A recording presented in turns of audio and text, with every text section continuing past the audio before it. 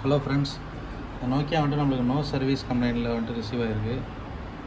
இதை வந்துட்டு emergency calls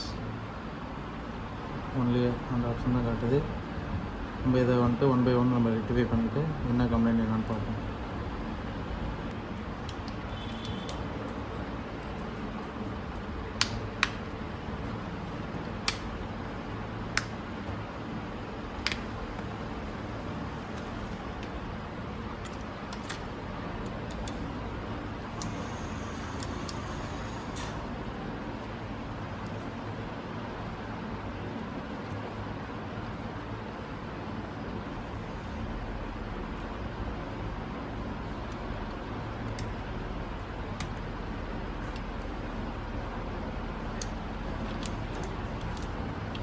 வந்துட்டு நம்ம ஃபஸ்ட்டு பேஸ்மெண்ட் ஐசியை வந்துட்டு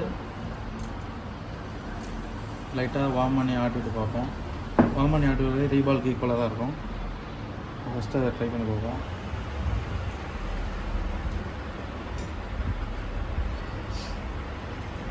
அப்படியே அந்த இதுக்கு காமி.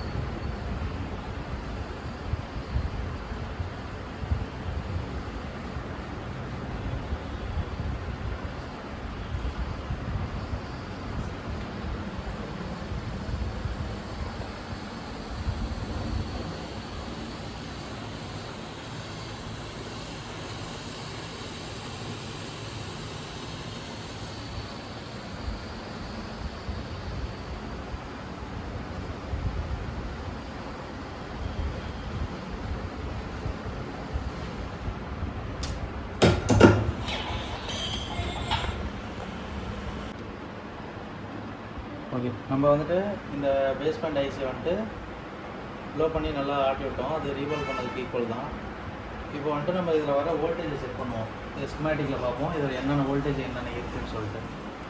இது பேஸ்மெண்ட் ஐசியில் பார்த்தீங்கன்னா இந்த வோல்டேஜெல்லாம் ரொம்ப important. VDD-RF 1.25 voltage, VDD-RF 1.8 voltage, அப்புறம் இந்த வி மோடம் VDD-CXO. இந்த வோல்டேஜ் மேக்ஸிமம் வந்துச்சுனாவே இந்த மோடம் ஐசி வந்துட்டு ஆன் ஆயிடுச்சுன்னு அர்த்தம். நம்ம இந்த வோல்டேஜ் வருதான்னு சொல்லி இந்த நம்ம மீட்டரில் வந்துட்டு செக் பண்ணி பார்ப்போம். இப்போ வந்துட்டு VDD-RF வோல்டேஜ் செக் பண்ணுறேன்.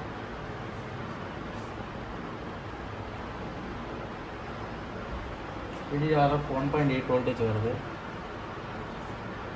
ரெண்டாவது VDD-RF 1.25 வோல்டேஜ் செக் பண்ணுறேன்.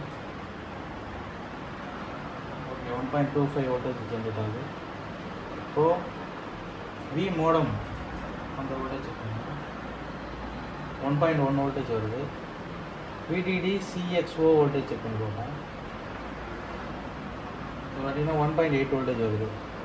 இப்போது மேக்ஸிமம் செட் வந்துட்டு ஓகே தான். இந்த வோல்டேஜ் எல்லாமே சொன்னாவே செட் ஓகே தான். இங்கே நம்ம டோர் போடாமையே ஏர்டெல் டவர் வந்துடுச்சு.